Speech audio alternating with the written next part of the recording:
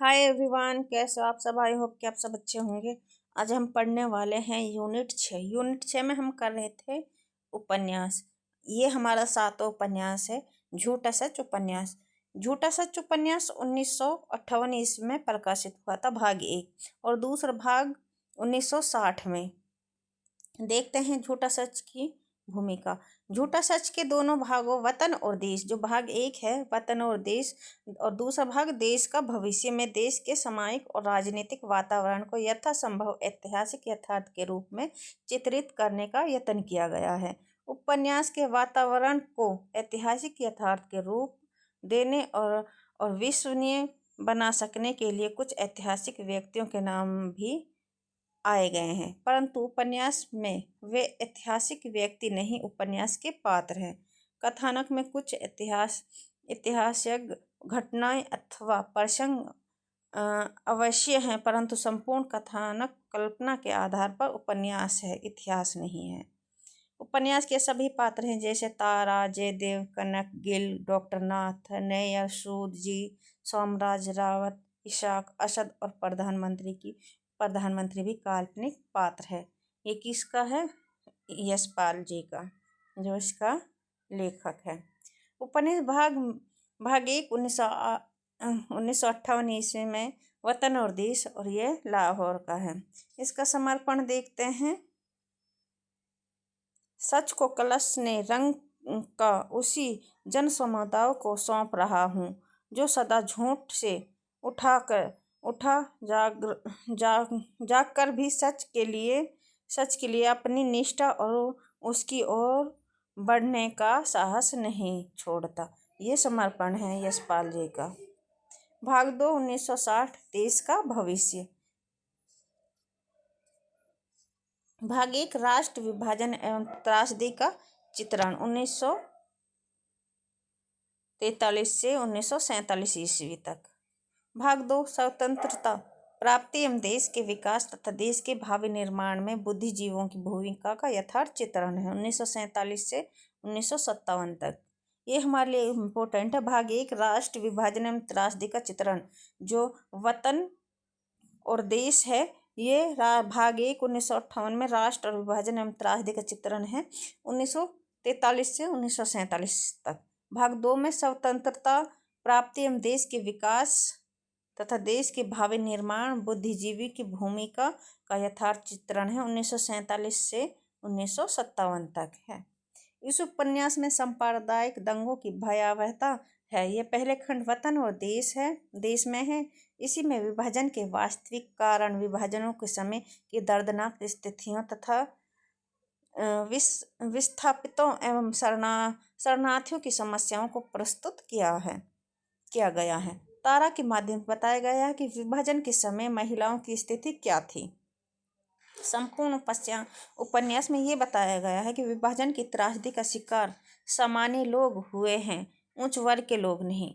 जो ये उपन्यास है झूठा सच भाग 1 में 1958 में वतन और देश में, इसमें संपूर्ण उपन्यास में ये बताया गया है कि विभाजन की त्रासदी का शिकार सामान्य जो लोग हैं वही हुए हैं, उच्च वर्ग के लोग इस वर्ग में लोग नहीं हैं। संपूर्ण पंजाब में हिंदू अमीर थे, ऊंचे पद पर थे। अल्पसंख्यक होने के बावजूद भी आर्थिक, सामाजिक और कुछ सीमा तक राजनीतिक सत्ता उन्हीं के हाथों में थी। इसके पात्र हैं तारा, असद, सोमराज, जयदेवपुरी, शीला, गिरधारी लाल है, कनक है, प्राणनाथ है, महेंद्र नैयर है, करमचंद है, धोलू मामा है, नब्बू, सीता, रतन, पुरुषोत्तम, इनायत अली है, जया है, अग्रवाल साहब है, गोश मोहम्मद है, विश्वनाथ सूद है सॉरी फ्रेंड, माथुर है, प्रसाद है, महाजन है, उर्मिला है, निर्जन चड्ढा है, राम लुभाया है, कृष्ण नारायण है, बंती है, PS गिल है, रामज्वाला, मेहर, पूर्वदी और नरोत्तम। काशीनाथ सिंह यशपाल का झूठा सच हिंदी साहित्य में एक मील का पत्थर है। जो काशीनाथ सिंह ने बताया है, यशपाल का झूठा सच हिंदी साहित्य में ये एक मील का पत्थर है। किसने कहा है? काशीनाथ सिंह ने। इसमें विभाजन की त्रासदी का व्यापक फलक प्रस्तुत किया गया है। हिंदी में विभाजन के बारे में लिखा गया यह सर्वोत्तम उपन्यास है। यशपाल झूठा सच में सच को कल्पना के से रंग कर उसी जन समुदाय को सौंप रहा हूँ जो सदा झूठ से ठगा जाकर भी सच के लिए अपनी निष्ठा और उसकी ओर बढ़ने का साहस नहीं छोड़ता। ये किसका कथन है? यशपाल जी का। उपन्यास का प्रथम खंड पंजाब लाहौर के भोला पाधे पाधे की गली के एक परिवार मास्टर राम लुभाया और उसके बड़े भाई राम ज्वाला के परिवार की कहानी से होती है। राम ज्वाला की पुत्री शीला का रिश्ता तय हो जाता है और राम लुभाया को अपनी पुत्री तारा के विवाह की चिंता होने लगती है। तारा विजातीय कामरेड असद से प्रेम करती है जिसके कारण उसके पिता तारा का विवाह सोमराज से कर देते हैं। तारा का भाई जयदेवपुरी जेल में रहता है, वहाँ से छूट कर आता है। तब तक वह बहन तारा की शादी हो जाती है, जो उसकी बहन है तारा की शादी हो जाती है। सोमराज पहले ही दिन से तारा पर अत्याचार करता है, तभी दंगा आरंभ हो जाता है। तारा मुसलमानों के हाथ लग जाती है, वह उसकी दुर्गति होती है, वहाँ उसकी दुर्गति होती है। उर्मिला जयदेव की महिला मित्र है। गिल कनक के पति हैं। कनक जयदेव की प्रेमिका है, लेकिन गिल से विवाह हो जाता है। कनक है जो जयदेवपुरी की प्रेमिका है, लेकिन गिल से उसका विवाह हो जाता है। झूठा सच। पृष्ठभूमि। झूठा सच उपन्यास विभाजन की त्रासदी का चित्रण करता है, मानवीय जीवन की त्रासदी का प्रत्यक्ष दर्शन। झूठा सच उपन्यास सामाजिक राजनीतिक पृष्ठभूमि पर लिखा गया है। यशपाल में उस उपन्यास में यशपाल ने सन 1942 से 1957 तक अर्थात देश विभाजन से पहले और उसके बाद के उतार चढ़ाव को दिखाया गया है। यह उपन्यास 2 खंडों में विभक्त है, वतन और देश। वतन और देश है जो 1958 ईस्वी में और देश का भविष्य 1960 में। इसके मुख्य पात्र हैं तारा है जो मध्यवर्गीय किंतु प्रगतिशील सोच रखने वाली आम लड़की है। तारा ही विभाजन की त्रासदी सबसे ज़्यादा झेलती है।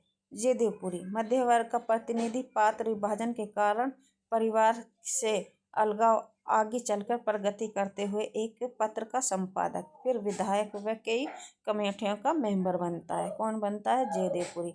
कनक संपन्न परिवार की प्रगतिशील सोच रखने वाली लड़की, जयदेव से प्रेम, विवाह, फिर संबंध विच्छेद। इसके गौण पात्र हैं असद लाहौर के कामरेड युवा, कम्युनिस्ट पार्टी के युवा, शीला रामजुआ की पुत्री, डॉक्टर प्राणनाथ अर्थशास्त्र के प्रोफेसर। कौन है? और डॉक्टर प्राणनाथ है और किस चीज़ के? अर्थशास्त्र के प्रोफेसर हैं। सोमराज आवारा युवक जिसका तारा से विवाह होता है।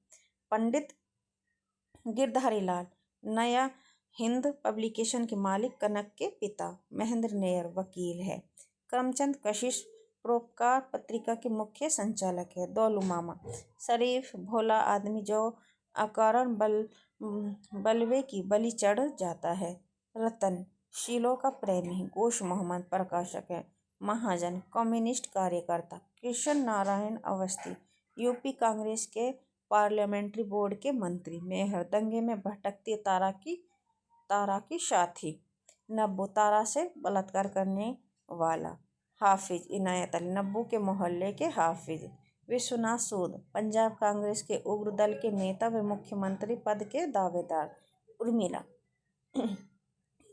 उर्मिला है जो पुरी की पूर्व शिष्य, पुरी की तरफ आकर्षण बनती तारा को विभाजन के दौरान मिली संगनी।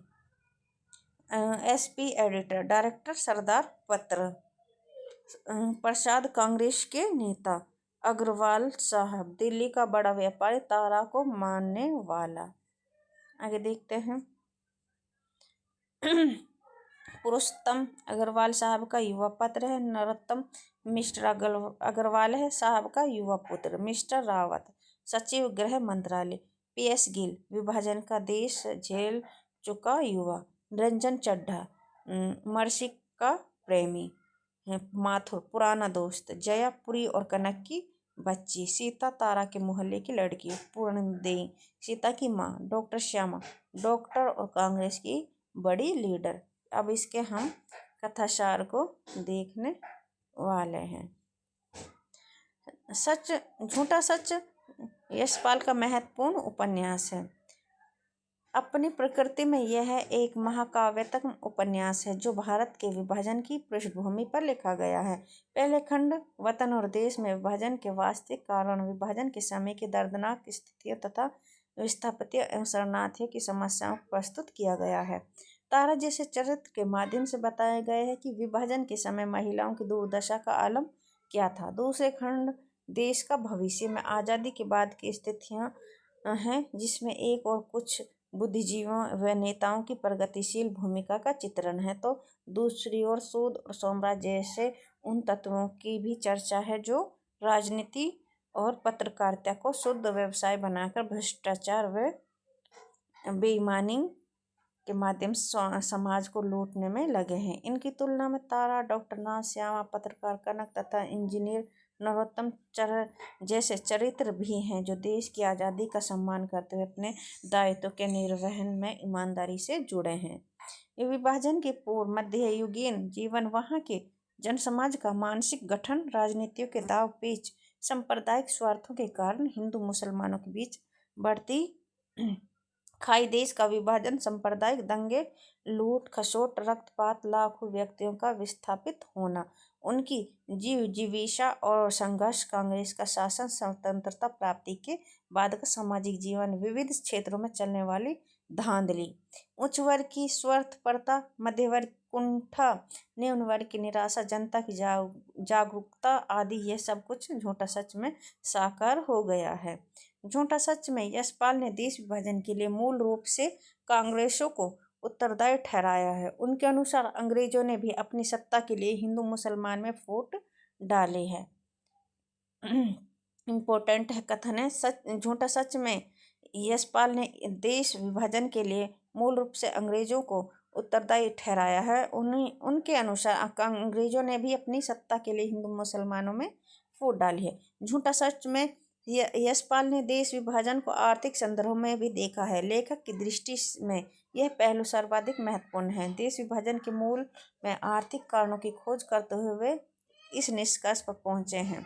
संपूर्ण पंजाब में हिंदू अमीर थे, उच्च पद पर थे, अल्पसंख्यक होने के बावजूद भी आर्थिक, सामाजिक और कुछ सीमा तक राजनीतिक सत्ता उन्हीं के हाथों में थी। लेखक का मतव्य है कि विभाजन की त्रासदी का शिकार सामान्य लोग हुए हैं, उच्च वर्ग के लोग नहीं हुए हैं। आगे देखते हैं इसके प्रमुख उदाहरण। जर्नलिज्म सियासत का जहाज है, वह चाहे तो टेस्ट को बचा ले, चाहे तो डुबो दे। कशिश जी का संपादक परोपकार है। कशिश जी का कथन है, ये उदाहरण है। पत्रकार के काम की विशेषता यह है कि वह अपने व्यक्तित्व को परोक्ष में रखकर मालिकों की इच्छानुसार घटनाओं के वर्णन को रंग देता है। ये लेखक यशपाल जी का है। सहायक संपादक प्रेस के लिए मसला तैयार करने की मशीनें होती है, लेखक जी का है। पत्र की जनप्रियता बहुत बड़ी चीज़ है, परंतु राजनीतिक पत्र का काम जनता की भावनाओं में बह जाना, भावनाओं में काम, जो पत्र का काम जनता की भावनाओं में बह जाना नहीं, बल्कि उन भावनाओं को दिशा दिखाना है। ये कशिश जी संपादक हैं। पुरुष की तुलना में स्त्री जी हीनता संभावित तो नहीं, परंतु आवश्यक बना दी गई है, लेखक का है। स्त्री अपनी शोभा अपने से बढ़कर पुरुष को पाने में ही समझ लेती है, लेखक। सफेदपोश निम्न मध्य वर्गीय के लिए अपनी गरीबी से अधिक संकोच और रहस्य की दूसरी बात क्या हो सकती है, लेखक। स्त्रियों के जीवन से लज्जा का उतार चढ़ाव दिन के पहरों में ताप की भांति होता है। बचपन में लाज की अनुमति नहीं रहती। जीवन के दूसरे पहर में जब वे अपने शरीर के नारीत्व को पहचानने लगती हैं और जान जाती है कि उनके जीवन की परिणति उनकी आकर्षण शक्ति में है, तो वे आकर्षण के प्रबल माध्यम लाज को बढ़ाने लगती है। ये भी लेखक का उदाहरण है। पंजाब तो सदा हिंदू सिखों का रहा है। इन मरे मुसलमानों का राज दिल्ली, लखनऊ, आगरा में रहा होगा। पंजाब तो हमारा है। मियाँ बीवी की लड़ाई और कार्तिक का बादल कितने पल ठहरता है, लेखक। ब्रिटेन बैठे अंग्रेज अपनी स्थिति के कारण अपने आप को भारत का बोझ उठा सकने में असमर्थ समझने लगे, परंतु हिंदुस्तान में मौजूद अंग्रेज ब्यूरोक्रेसी अंतर्राष्ट्रीय स्थिति और ब्रिटेन की वर्तमान आर्थिक स्थिति जानती नहीं। वे हिंदुस्तान के शासन का मोह नहीं छोड़ना चाहते। लेखक संपत्ति के आधार पर संप्रभात बनी श्रेणी की स्थितियों का प्रयोग सेक्स के अंतर्गत और है ही क्या। डॉक्टर प्राणनाथ है। यह स्त्रियां यह सोच भी नहीं सकती कि मैं तुम्हें सेक्स के बिना ही भी लायक कर सकता हूँ, प्राणनाथ तारा से कहता है। बल्कि सेक्स के लिए भी इस श्रेणी के पुरुष जो चाहे सो कर सकते हैं। ये पत्नियों तो केवल संपत्ति के निर्विवाद अधिकारी पैदा करने के लिए है। ये स्त्री की एक ही योग्यता को जानती है, हाथ आ गए पुरुष को हाथ से निकलने ना देना। इन्हें तुम्हारी किसी अन्य योग्यता से ईर्ष्या नहीं, तुम्हारे नारीत्व के आकर्षण से ईर्ष्या है। ये भी प्राणनाथ के उदाहरण है जो तारा से कहता है। इटली के 16 फरवरी के बयान में कहा गया कि जून 1948 में हिंदुस्तान की जिस भाग का जो राजनीतिक दल अधिक सशक्त होगा, ब्रिटिश सरकार उसी को शासन सौंप देगी। लेखक कौन युवती कुमारी शाली जीजा के साथ अपने को सुरक्षित समझकर प्रणय और आकर्षण के अखाड़े के पैंतरों का परिचय पाने का यत्न नहीं करती। लेखक सभी पत्रों की अपनी अपनी राजनीतिक और सांप्रदायिक नीति थी, परंतु पत्रकारों को अनुशासन में रखने की नीति के विषय में उनमें कोई भेद नहीं था। लेखक है पुरी के परोपकार से निष्कासन पर है।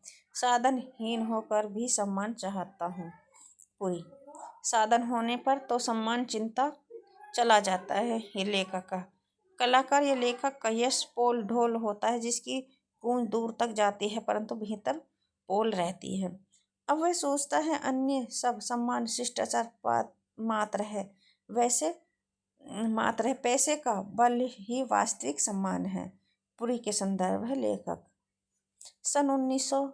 सन 42 के स्वतंत्रता आंदोलन के समय तलवार, बंदूक, पिस्तौल का नाम सुनकर लोगों को पसीना आ जाता था।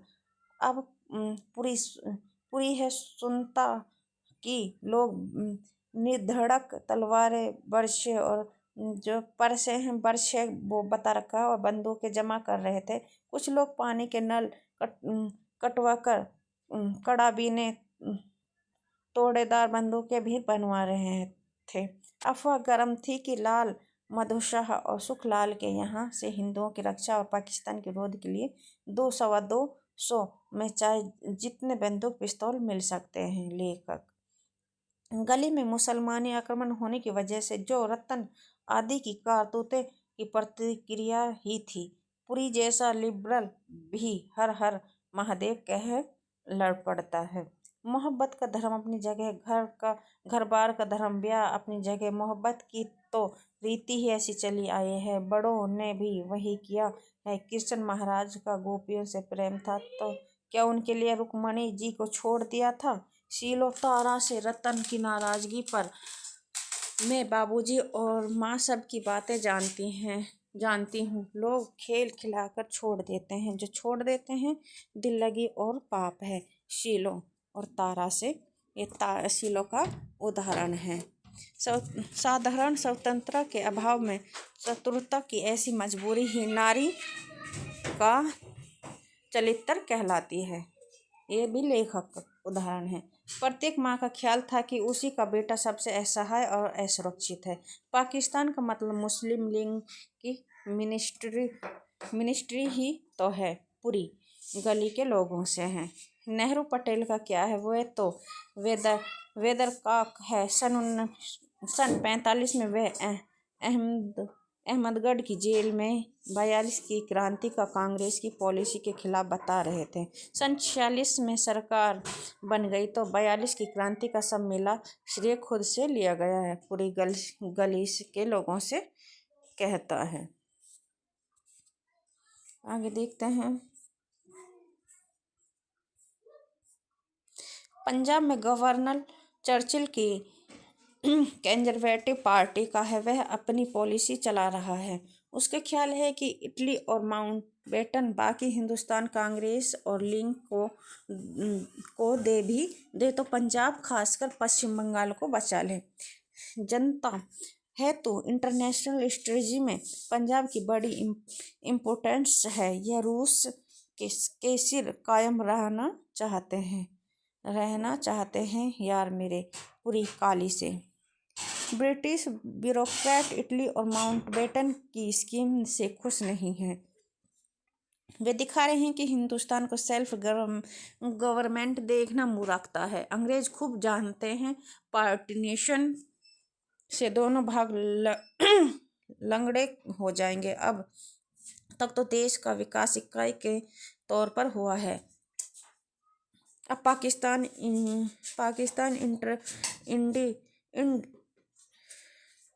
इंडस्ट्रियल गुड्स के लिए तरसेगा और शेष भाग कच्चे माल के लिए।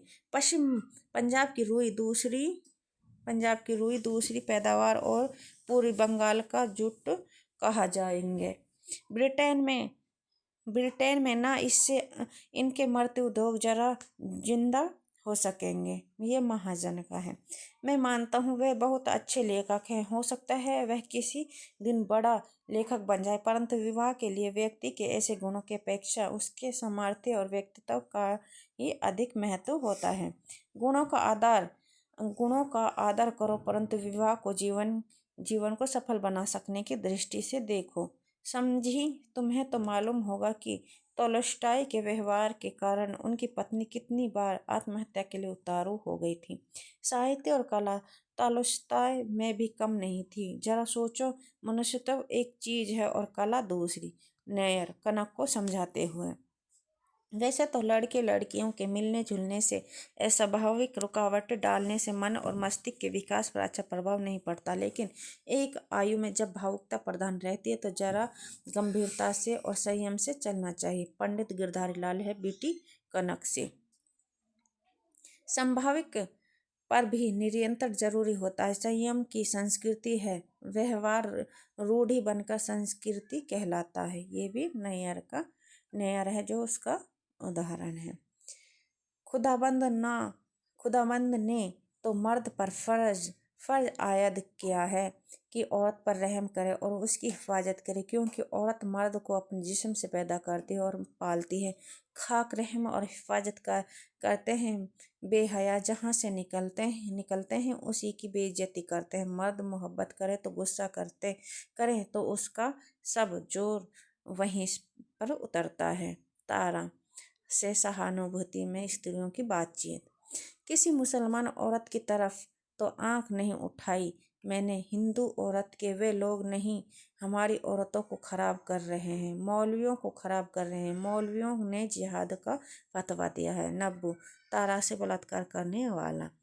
हिंदुत्व कोई मजहब नहीं है, एक समाज और संस्कृति है, उसमें विश्वासों के बंधन है। आप भगवान में विश्वास करें तो भी, हिंदू ना करें तो भी मैं अपने आप को हिंदू कह सकते हैं। आप चाहे जैसे भगवान में साकार में निराकार में एक ही में या अनेक भगवानों में विश्वास कर सकते। ब्रह्म जीव और माया एक मानवीय या एक पृथक पुनर्जन्म को ही मानने न मानने की स्वतंत्रता है, व्यवहार की नहीं। इस्लाम ऐसी स्वतंत्रता सहन नहीं कर सकता। इस्लाम चिंतन का नहीं, विश्वास का मार्ग है। आप खुदा से मुनकिर नहीं हो सकते। आप खुदा से मुनकिर हैं तो आप काफिर हैं। खुदा पर भी आप मनचाहे ढंग से विश्वास नहीं कर सकते। सिर्फ एक ही खुदा, वाहिद मुतलिक लाउल शरीफ खुदा पर एतकाद करना होगा। यही तक हद नहीं है, उस खुदा का एक रसूल भी मानना होगा और वह रसूल केवल मोहम्मद साहब को मानना होगा। आप आज के विज्ञान साइंस से खुदा के संबंध में तर्क नहीं कर सकते, क्योंकि जिस वक्त मोहम्मद साहब पर इस्लाम का इल्हाम नाजिल हुआ तो था वह यह विज्ञान मौजूद नहीं था। कामरेड असद, तारा, नरेंद्र, जुबैदा, सुरेंद्र, हमीद आदि का उदाहरण है। स्त्री के चाहने पर ही तो पुरुष उसके लिए सब कुछ अपना प्राण भी न्यौछावर करता है। यही तो वह प्रेम है। पुरुष पर भी निर्भर करता है कि वह अपने प्रेम को कैसे चरितार्थ करेगा। स्त्री पुरुष की दया पर निर्भर है। इसके अतिरिक्त प्रेम क्या है, सभ्य समझे जाने वाला। पुरुष स्त्री के ना समझने पर उसे दबोच कर झपट कर ले लेता है और सभ्य समझा जाने वाला स्त्री के सम्मुख प्रेम की याचना करता है। पुरी के विचार हैं से सवगत है। जाना पड़ता था कि भगवान ने तो उन्हें प्रताड़ित औरतों को भुला दिया था, परंतु ये लोग भगवान नहीं भुला सकते। भगवान मनुष्य की जितनी अधिक चिंता करता है उससे कहीं अधिक मनुष्य भगवान की चिंता करता है। तारा का विचार है सवगत से। हिंदू सिख लाए हैं बक्से, संदूक, नकदी, जेवर और बांड। यह लोग मुसलमान मिट्टी के हुक्के, टूटी चारपाइयाँ, चूल्हे, चक्की, मुर्गियाँ लिए चल रहे हैं। यह इनकी गृहस्थी थी। जिनके पास जो कुछ होगा उसी से ममता करेगा, वहीं तो उठाकर ले जाएगा। तारा आदि को कैंप ले जाने वाले शरणार्थी, साथ ही गाड़ी का सिख ड्राइवर। बहन जी सच है, मुसलमानों ने हिंदुओं को लूटा है, पर हिंदू सैकड़ों वर्षों से इन लोगों को लूटते निचोड़ते चले आ रहे हैं। नहीं तो एक ही जमीन पर रहने वालों में अमीरी गरीबी का इतना फर्क क्यों होता। पंजाब की सब जायदाद हिंदुओं के हाथों क्यों चली जाती। वही सिख ड्राइवर। ये झूठा सच देश का भविष्य, ये भाग 2 है। इसको हम आगे की क्लास में देखेंगे कि झूठा सच देश का भविष्य। ये हमारी अगली क्लास में हम इसको करने वाले हैं।